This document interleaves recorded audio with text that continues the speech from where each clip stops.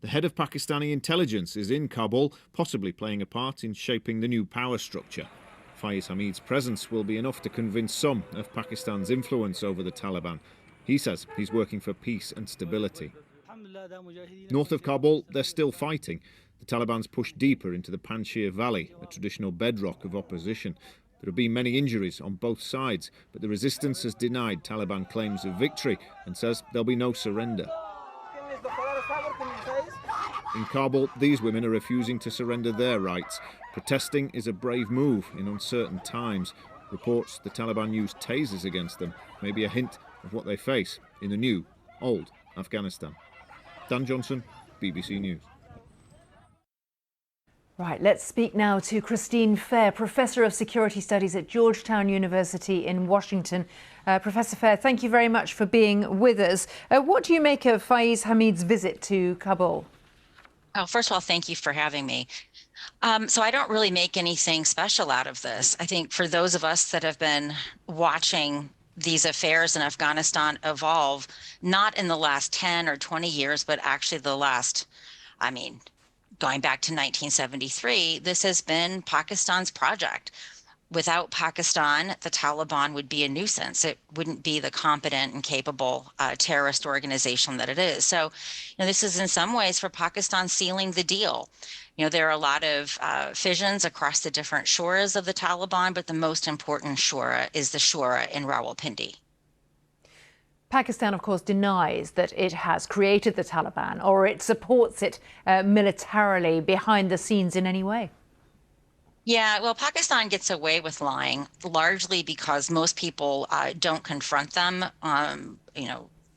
Various foreign ministers, various Pakistan army chiefs, presidents, prime ministers have come and gone before various shows like your own, and they make these outrageous statements, and most people are just too polite to question them. And then this just becomes part of their ossified fiction. But, I've written an entire book on the Pakistan army using primary sources. The Pakistanis first began the jihad in 1973. It didn't happen after the Soviets invaded Afghanistan, as is popularly believed. It actually began under Zulfikar Ali Bhutto.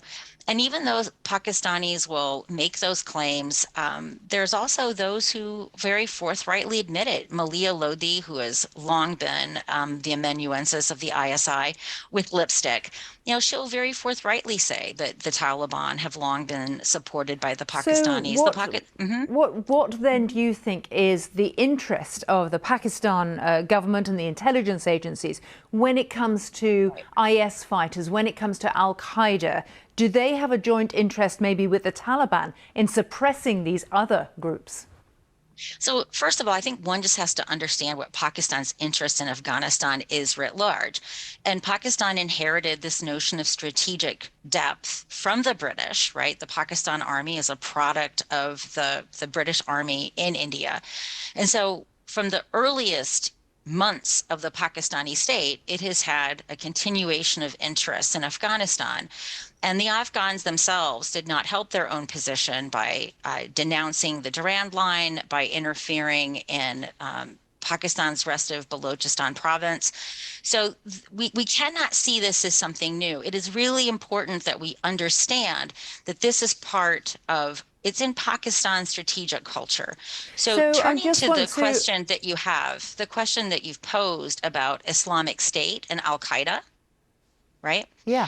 So this is a complicated question because part of those organizations also advance Pakistan's interests. I think there's a lot of misunderstanding about the Islamic State Khorasan province, that somehow it's joined tightly at the hips of the organization that al-Baghdadi built. And that really isn't true. There were some early communications between, but the difference is between... Sorry, I want, in the time that we have, I also want to say, so you have a great deal of historic knowledge of what has happened in Pakistan and Afghanistan.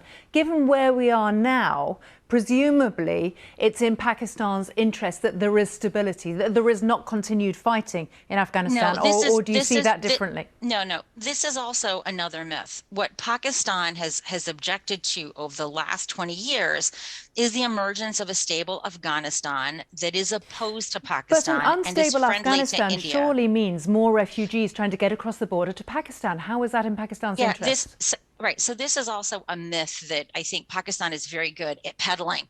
What Pakistan wants more than anything is an instability that it can manage.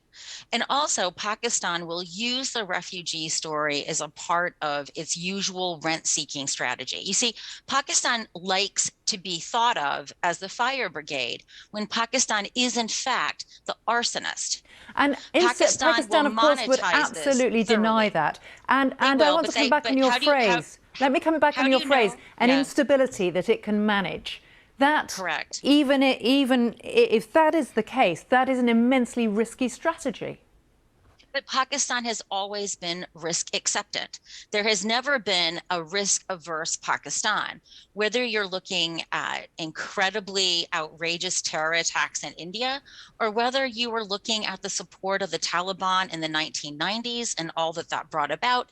Look, even the fact that Pakistan harbors virtual petting zoos of terrorists in its own country with the hope that they will only kill their neighbors is a risky strategy. We don't have a Pakistani diplomat or official to speak with us now. I'm going to say again, that I know that they firmly deny that they have created the Taliban and that they are a prime mover behind the Taliban. And we have given you space to put your point of view, and we are going to leave it now, but thank you for being with us and for putting your point of view. You are doing their propagandist work, and it's... And there you go. And there is much more on what is happening in Afghanistan and the region and everything around that on the BBC website.